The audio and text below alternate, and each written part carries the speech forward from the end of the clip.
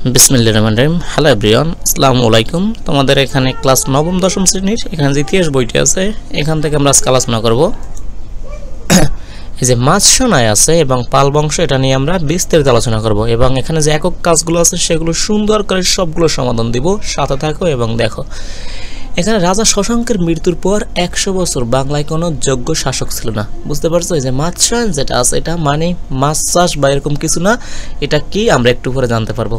আচ্ছা, ফলে কি হয়েছে? যেহেতু কোনো শাসক ছিল না, রাজ্যে বিশৃঙ্খলা অরাজকতা বিরাজমান ছিল। একদিকে হর্ষবর্ধন এবং ভাস্কর বর্মনের আক্রমণ, অন্যদিকে ভূস্বামীরা প্রত্যেকে কি বাংলা রাজা হওয়ার কল্পনায় একে অন্যের সাথে সংঘাতে মেতে উঠত। ভূস্বামীরা মানে যাদের অনেক এখানে ভূমি ছিল, এরা আর কি। কেন্দ্রীয় শাসন শক্ত হাতে দখল করার মতো কেউ ছিল না। এই অরাজকতার সময়কালে ধর্মপালের খালিমপুর তাম্র শাসনে মাছসায়ন বলে আখ্যায়িত করা হয়েছে। বুঝতে পারছো এটা কোথায়? এখানে সবকিছু পড়া আছে এবং ইতিহাস যতটা তুমি মুখস্থ করতে পারবে ততটা তোমার বেনিফিট আর কি।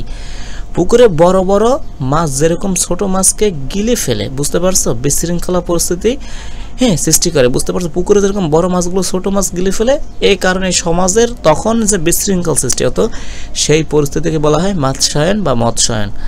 শব্দটি প্রথম কৌটিল্যের অর্থশাস্ত্রে ব্যবহৃত হয়েছিল। কৌটিল্য একজন দার্শনিক টাইপের লোক, এর যে একটা অর্থশাস্ত্র গ্রন্থ আছে সেখানে প্রথম ব্যবহার করা হয়েছিল। আচ্ছা, বাংলার সবল আধিপত্যেরা মৎস্যায়নের মতো ছোট ছোট রাজ্যগুলোকে গ্রাস করেছিল।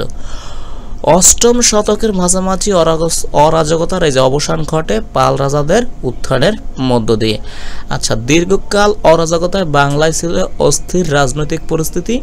এই অবস্থা থেকে মুক্তি লাভের জন্য তৎকালীন কয়েকজন নেত্রী এখানে স্থানীয় ব্যক্তির স্থির করলেন তারা পরস্পর বিবাদ ভুলে একে কি একজনকে রাজপদে মনোনীত করবেন, মানে যে স্থানীয় রাজা এভাবে আর কি সিদ্ধান্ত নিছে, এবং সকালেই স্বেচ্ছায় তার নেতৃত্ব স্বীকার করবেন।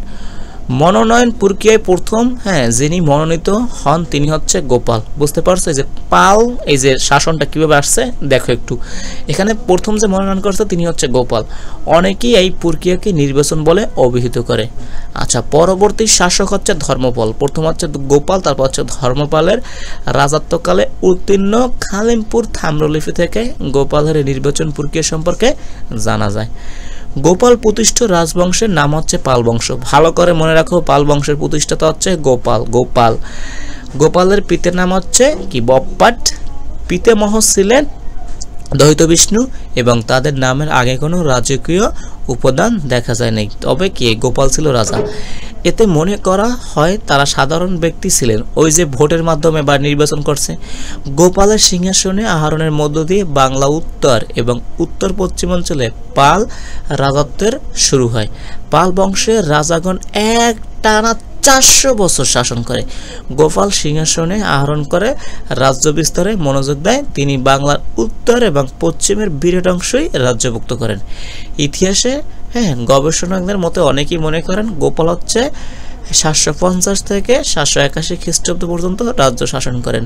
মাত্র এখানে কত 31 বছরের মতো তিনি রাজ্য শাসন করেন। আচ্ছা, এখন এখানে একটা একক কাজ আছে, সেটা আমরা সমাধান করবো। সেটা হচ্ছে মাছসায়ন এখানে কি সমাজের প্রকাশটা কিরূপ ছিল সেটা আমরা দেখব এখানে।